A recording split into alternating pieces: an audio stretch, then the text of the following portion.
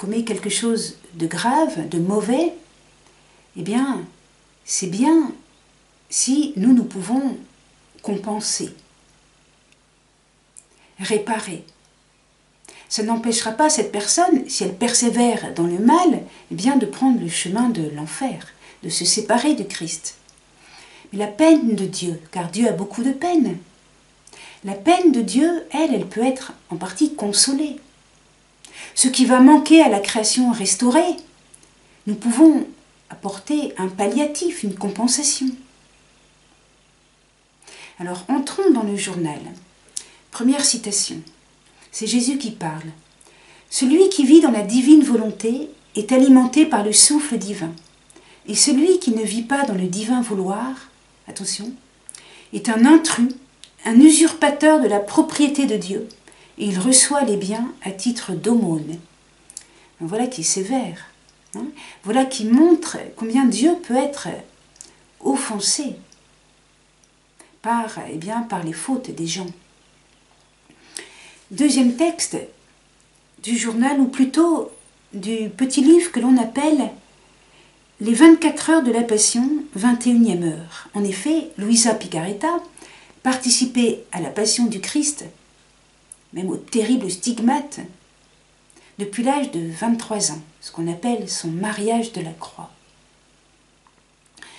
Elle témoigne, après avoir tant souffert, avec une immense douleur, « J'ai vu que les âmes ne sont pas toutes incorporées en toi, et que beaucoup seront perdus. Et j'ai senti la douloureuse séparation de celles qui se détachent de tes membres. » Elle parle à Jésus. Hein. Et Jésus, on parle de Jésus comme le corps du Christ, et nous sommes ses membres. Autrement dit, Luisa dit, les âmes qui ne font pas ta volonté, ce sont comme des membres qui se détachent de toi. C'est une image de saint Paul qui est très familière aux chrétiens. Hein. Je continue. Et toi, devant satisfaire la divine justice aussi pour ces âmes, tu as senti la mort de chacune d'elles et les peines qu'elles souffriront dans l'enfer. Et tu crias fortement à tous les cœurs, « Ne m'abandonnez pas. Si vous voulez plus de peine, je suis prêt, mais ne vous séparez pas de mon humanité. » Vous voyez la gravité du péché qui fait souffrir Jésus sur la croix. Jésus qui nous aime. Alors, tout cela nous conduit à une réflexion sur l'existence de l'enfer. Alors, attention à saint Paul, qu'il faut lire en entier et non pas tirer un petit bout de phrase. Vous savez, dans la première lettre aux Corinthiens, chapitre 15, au verset 28, il a cette formule. « Dieu sera tout en tous. » Mais il termine son paragraphe, enfin il continue, et au verset 51, « Nous ressusciterons bien tous, mais nous ne serons pas tous changés. » Ce qui signifie bien que la résurrection n'aura pas le même effet pour tous les hommes. Pour les uns, ce sera le ciel, au jugement dernier, mais pour d'autres, ce sera l'enfer. On parle de Jésus, évangile de Matthieu, chapitre 25, verset 41, le feu éternel.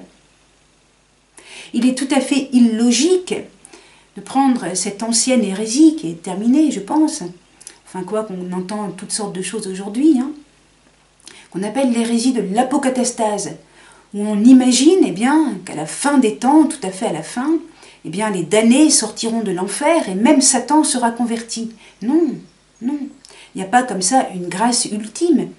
La grâce ultime, le don de Dieu a été donné au moment de l'incarnation de Jésus.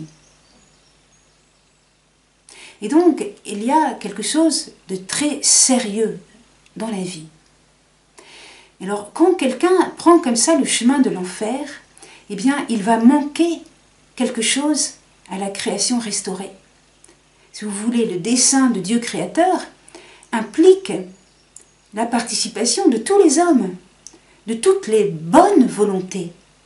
Et si certaines volontés sont devenues mauvaises, il y a un manque. Et c'est ce manque qu'il faut réparer. Autrement dit, quand on parle de se substituer ou de réparer, on ne veut pas dire on va remplacer une personne, mais on va remplacer ce que cette personne aurait dû faire, aurait dû être à la louange de gloire du Seigneur. Nous lisons dans le journal de Louisa, c'est Jésus qui parle. Très chère fille de ma volonté, veux-tu venir dans ma volonté afin de suppléer d'une manière divine pour les nombreux actes omis par tes frères et sœurs, pour ceux si nombreux réalisés dans l'ordre humain, mais non pas dans l'ordre divin. Ainsi donc, viens, viens, je languis d'impatience. Je le désire à ce point que je deviens tout en joie quand je vois que la créature entre dans ma divine ambiance, se multipliant avec moi dans toutes les âmes, aimant, faisant réparation, se substituant à toutes les âmes d'une manière divine.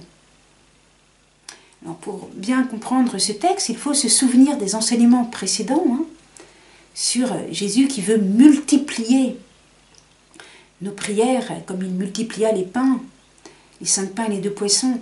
Jésus qui donne à nos actes dans la divine volonté une dimension infinie. Merci, au revoir, à bientôt.